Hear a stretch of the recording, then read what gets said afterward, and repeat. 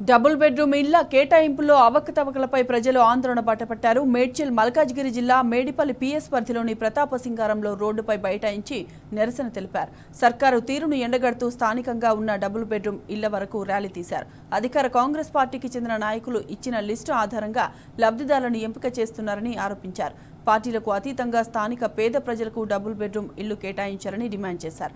లేకుంటే ఆందోళనను తీవ్రతరం చేస్తామని హెచ్చరించారు.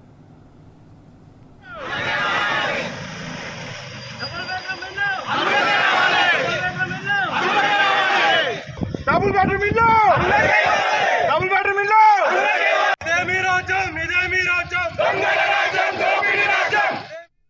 అనుకూలంగా ఉన్న వారికి వారి పార్టీ కార్యకర్తలకే ఈ రోజు మా గ్రామంలో డబుల్ బెడ్రూమ్ ఇల్లు కేటాయించడం జరిగింది.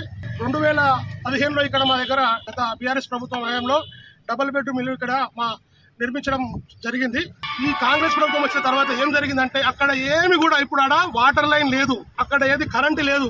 ఈ అడావిడి ఏదో ఇప్పుడు రాబోయే కొన్ని స్థానిక సంస్థ ఎలక్షన్ల కోసం అడావిడి చేసి మా గ్రామంలో మాకు చిచ్చు పెట్టాలని కాంగ్రెస్ ప్రభుత్వం నాయకులు ఇక్కడ ఉన్న పెద్దలు చూస్తున్నారు.